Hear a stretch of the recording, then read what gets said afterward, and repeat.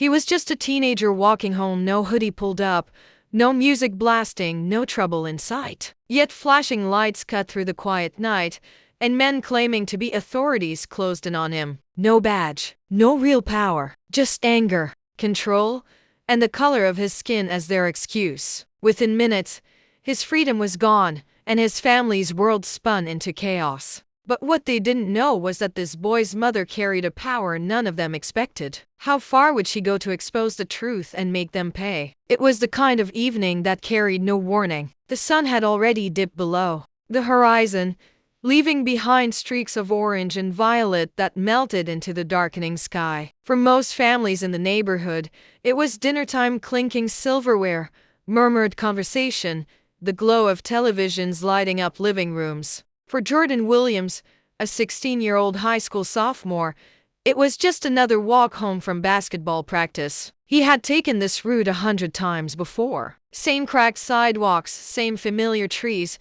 same rhythm of sneakers scuffing against the pavement. It felt routine, safe. Nothing about this night suggested danger.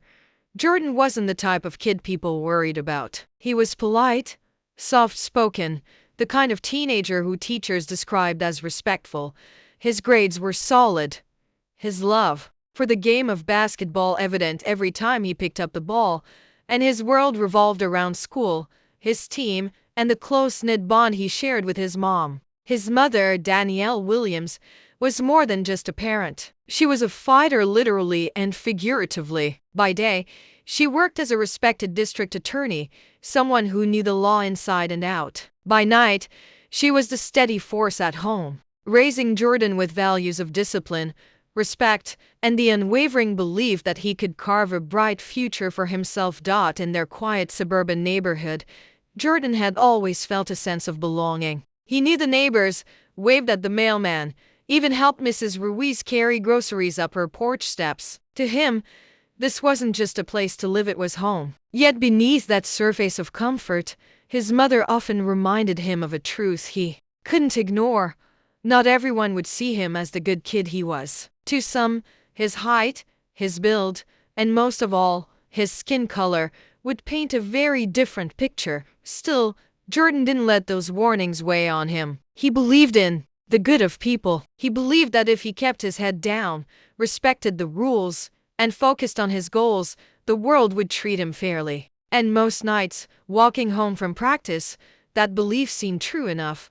But on this evening, there was something different, something Jordan couldn't yet sense. A car lingered at the end of the block, its headlights cutting across the road in an almost deliberate way. A pair of men sat inside watching. Their polo shirts and utility belts gave them the look of authority, but something about them felt off. They weren't local police, though Jordan wouldn't notice that detail right away. For now, he just walked, earbuds tucked into his pocket, backpack slung over one shoulder, his thoughts still on the game he'd played just an hour earlier. The sidewalks were quiet, almost too quiet. Even the usual hum of crickets seemed subdued. He passed a corner store, its neon sign flickering, and turned down the block that led straight home. To him, it was just another 5 minutes of walking. But to the men in the car, it was an opportunity, a chance to exercise control where none was warranted. What Jordan didn't know was that they had been circling this neighborhood for days, targeting kids who looked like him. They weren't real police officers. They weren't assigned to protect the community. They were members of a self-proclaimed neighborhood watch group, men who believed their authority came from suspicion alone. And tonight, they had set their eyes on Jordan. As he neared his street, Jordan's mind was already shifting to what waited at home. His mother's voice calling him to wash up before dinner. The smell of her famous chicken stir-fry filling the kitchen. The safety of four walls that always felt like protection. But just before he could step into that comfort, the sound of tires crunching slowly over asphalt echoed behind him. A presence crept closer, uninvited. And with every step, Jordan was walking toward a moment that would not only test his innocence, but ignite a fight far greater than he had ever imagined.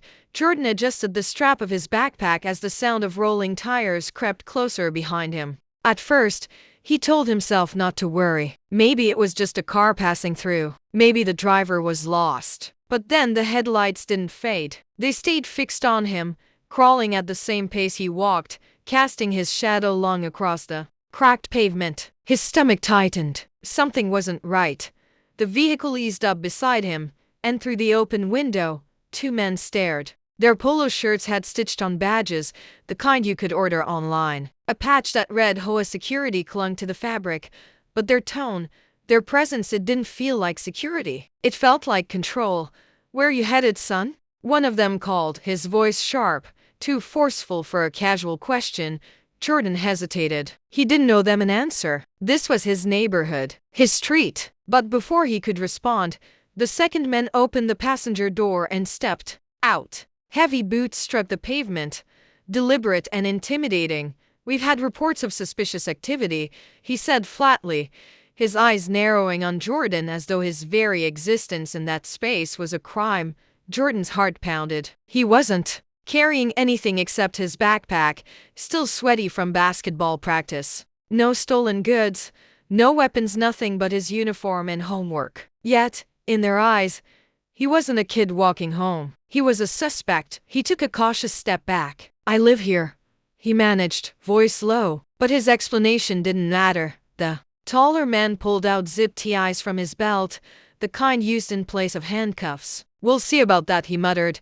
Panic surged through Jordan's chest. He glanced up the street, just a few more houses until home. If he could reach his door, if his mom opened it, everything would be fine. But before he could even consider moving, the man lunged forward, grabbing his arm with bruising force. Jordan stumbled, the concrete scraping his knee, his backpack slipping off.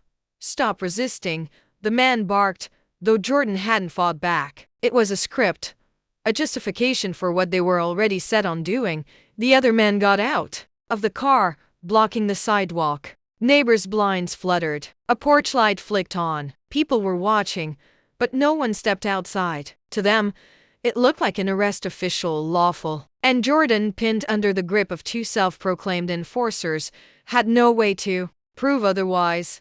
Fear gave way to humiliation. His cheeks burned as one of them twisted his wrists behind his back, tightening the plastic restraints until they cut into his skin. He wanted to scream, to call for his mother, but his voice caught in his throat. The more he struggled to explain, the more they painted him as the aggressor.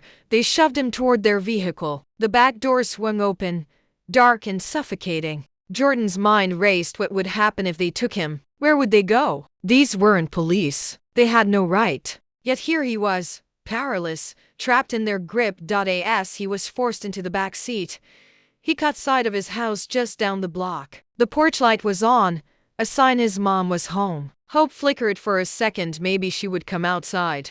Maybe she would see. But then the door slammed shut, locking him inside, cutting off that fragile thread of comfort. The car pulled forward, slow at first, then faster. Jordan's breath came in shallow gasps, his chest tightening with every turn of the wheels. He wanted to believe someone would stop them, that any second a real police car would appear. But the streets were empty, silent, complicit. For the men in the front seat, this was just another night.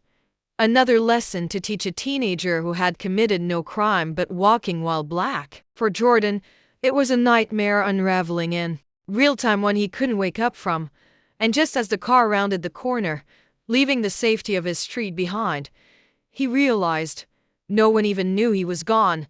The air inside the car was suffocating. Jordan's wrists throbbed from the plastic restraints, his skin raw where the TIs cut deep. Every bump in the road jolted him, pressing the fear deeper into his chest. The man in front didn't speak much, only short, clipped words exchanged like soldiers on a mission. To them, he wasn't a kid, a son, a student. He was prey they had finally cornered. They pulled into the dimly lit parking lot of an abandoned strip mall on the edge of town. The engine cut off, leaving only the sound of Jordan's shallow breaths. His heart hammered so violently it felt like his ribs might crack. One man swung the back door open, yanking him out by the arm. His knees buckled, but they dragged him across the cracked asphalt as if he weighed nothing. Suspicious activity. One sneered, as though saying the words aloud made their actions legitimate. "Kids like you don't belong here after dark." Jordan wanted to scream, to fight, to tell them he belonged more than they ever would. But fear muted him. The truth was simple and devastating. These men had all the power in this moment, and nothing he said would change it. They shoved him against the cold wall of the empty storefront, pressing his face hard enough against the brick that he could taste the dust in the air. His chest tightened not just from the pressure, but from the crushing realization that this could spiral further. He thought of the stories his mother warned him about, stories of boys just like him who never made it home. "Where's your ID?" the taller man barked, ripping open his backpack and spilling his books across the ground. Algebra notes, a half-eaten protein bar, his basketball jersey, proof of his normal life scattered like trash at their feet. But they didn't care. They weren't looking for evidence. They were looking for justification. Then came the sound, a voice, sharp, commanding, undeniable. "Get your hands off my son." Jordan froze. His chest swelled with relief and fear all at once. Danielle Williams, his mother, strode into the lot, her heels striking the pavement like thunder. She had followed the faint taillights, desperate and relentless, and now she stood there, fury burning in her eyes. The men turned, their smug expressions faltering for the first time. "Ma'am, this doesn't concern you," one started, attempting the same false authority. But Danielle wasn't just any mother. She was the district attorney, a woman who had spent her life dismantling lies, exposing injustice, and forcing the law to be honored. Her presence cut through their charade like a blade. "You're impersonating officers," she said, her voice steady but laced with fire. "You have no jurisdiction, no authority, and you're assaulting a minor." The men exchanged nervous glances, their confidence wavering. Jordan's heart raced as hope flickered. Finally, someone had seen him. Finally, someone powerful enough to stand against them. Still, the taller man gripped his arm tighter, as though clinging to control. He was resisting. "We had to release him," Danielle snapped, stepping closer, her badge in hand. The metal glinted under the parking lot lights. "Or I will have you both in cuffs before the hour is over." For a tense, breathless moment, the lot fell silent. The world seemed suspended, balanced on the edge of violence or justice. Jordan's skin burned where the restraints cut, his pulse hammering in his ears. Would they obey? Would they double down? Finally, with visible reluctance, the men sliced through the plastic ties. Jordan's wrists sprang free, the sting of circulation returning sharp and painful. He stumbled forward, collapsing into his mother's arms. The men muttered curses, but their power had dissolved. Danielle stood tall, her arm wrapped protectively around her son, her voice carrying like a verdict. "You thought you could play cops. You thought you could steal my child's freedom. But tonight, you'll answer for every second of it." Jordan clung to her, trembling, his mind torn between relief and the haunting echo of what could have been. And as real sirens wailed in the distance, drawing closer, piercing the night, one thought consumed him. This wasn't just about him anymore. It was about every kid who never had someone show up in time. The flashing sirens painted the parking lot in blue and red. Real officers flooded the scene, their radios crackling as Danielle stood her ground, her son still trembling in her arms. The two men who had pretended to hold authority were quickly separated, their arrogance melting into excuses that carried no weight under the glare of true law enforcement. For Jordan, every second of it felt unreal, as if the nightmare hadn't quite released him yet. His wrists still stung, his knees scraped raw, but the deeper wound was invisible. It was the crack in his belief that walking home in his own neighborhood could ever truly be safe. That night, they made it home. Danielle placed a blanket around his shoulders, checked his cuts, and held him longer than she had since he was a little boy. She reassured him he was safe, but Jordan knew safe was fragile. Safety depended on luck, on timing, on weather. His mother had been close enough to follow that car. What if she hadn't been there? What if no one had been there? The questions pressed against his chest like weights he couldn't lift.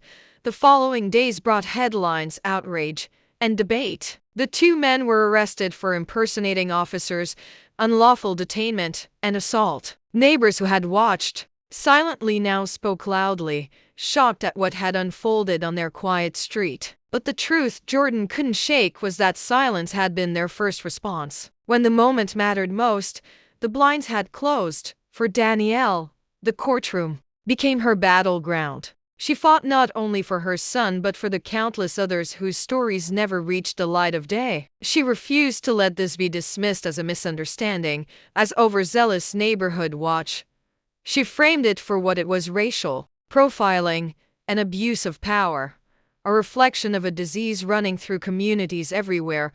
Jordan tried to return to his routines: basketball practice, school, evenings at home, but nothing felt the same. The echo of zip ties cutting into his skin lingered. The humiliation of being treated as less than human shadowed him, even in moments of normalcy. Yet, within that pain, a fire began to spark. He realized his story could serve as more than just his trauma, it could become testimony. When the trial concluded and the men were sentenced, Jordan sat in the courtroom, his mother's hand in his. Justice had been served in the legal sense, but he knew justice stretched beyond prison walls. True justice would mean walking home without fear. True justice would mean his story wasn't one more in a long line of tragedies, but one of the last.